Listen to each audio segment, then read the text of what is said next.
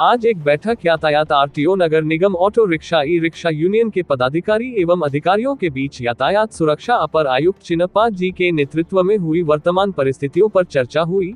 सभी लोगों ने अपने अपने सुझाव दिए और जो कमियां हैं जो चुनाव आचार संहिता के बीच में नहीं आ रही है, उन कमियों को कैसा शीघ्र सही करने का और बाकी कर्मियों पर 4 जून के बाद मेयर, डीएम साहब, नगर आयुक्त साहब और तमाम यातायात संबंधित अधिकारियों के साथ एक बैठक होगी और उसे बैठक में बनारस में ऑटो चालक की, रिक्शा चालक की समस्याओं का समाधान हेतु एक विस्तृत कार्यक्रम बनाकर समस्याओं का हल करने का प्रयास होगा। बैठक सार्थक रही, इसलिए प्रस्तावित 13 तारीख की आमरण अनशन अखिल भारतीय टोटो ई रिक्शा यूनियन द्वारा प्रस्तावित स्थगित किया गया और कल से जो वर्तमान परिस्थितियों में कमियां हैं उन्हें पूरा करने का संयुक्त प्रयास यातायात विभाग और यूनियन के लोग मिलकर काम करना शुरू करेंगे।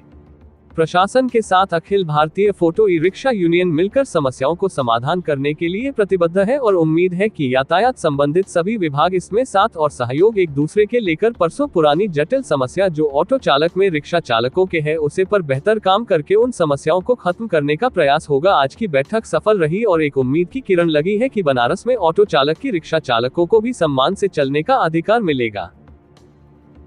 से आज 42 लाख पहुँच और इनके जो 7 लाख के जो इनके स्टैंड थे वही स्टैंड आज भी है।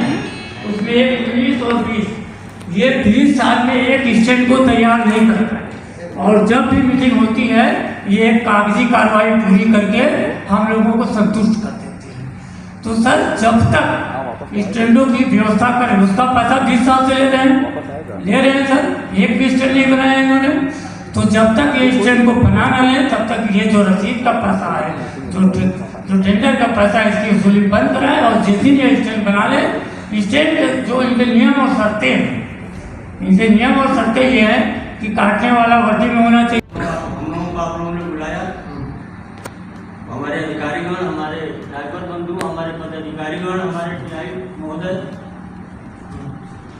हमारी एक प्रवीण काशी जी आए हैं। एक हम लोग को भी सूचना से मालूम हुआ, एक लेटर आप लोग यहाँ दिए हैं बनारस में स्टैंड के, और दूसरा इनका है कि पुलिसिया चलान के, और तीसरा इनका है कि चार्जिंग के।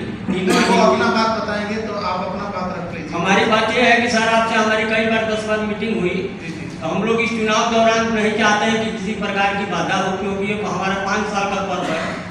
हर पर्व, होली और त्योहार, दीपावली हर साल आता है, लेकिन ये 5 साल का पर्व है। तो हम लोग चाहते हैं कि हम लोग मिल करके इस चुनाव को संपूर्ण बढ़िया बनारस में बढ़िया से इसको हम लोग पूरा करें। तो इसमें हम लोग कोई बाधा नहीं डालना चाहते हैं और इसको जो है, जो ये है नगर निगम है, आपके स्तर से कोई काम ठीक है, लेकिन ये जो है जो चालान हो रहा है इस पर थोड़ा आपको ध्यान देना है, क्योंकि चालान यहाँ स्टैंड बनारस में नगर निगम, आपके बनारस में नगर निगम का कई बार आपसे भी कहा गया, आपके भी नॉलेज में है कि ये नगर निगम जो है काम आप कहते हैं लेकिन करते नहीं है। तो स्टैंड नहीं है, तो गाड़ियाँ जो है रोड पर खड़ी होती हैं। जब रोड पर खड़ी होती हैं तो नो पार्किंग में गलत हो जाती हैं। तो आपके जो टीआई होते हैं, चाहे जो ड्यूटी में रहता है, तो उसका जो है ई चालान होता है। तो ये गाड़ी का सर 20-20 हज़ार चलाना है। तो ये आपसे हमारा निवेदन आप लोगों से है कि इसको थोड़ा ध्यान देना है, क्योंकि ये गरीब तबका है। मान लीजिए कोई लिया है, उसको लोन देना है, चलाना है, तो इसको ध्यान देना है कि चालान कम से कम हो। अच्छा, जो चालान पहले हो गए हैं उनको भी थोड़ा ध्यान देना है कि उनमें रियायत दर से अगर उसका गरीबों का जो है कल्याण, क्योंकि आप हमारे बना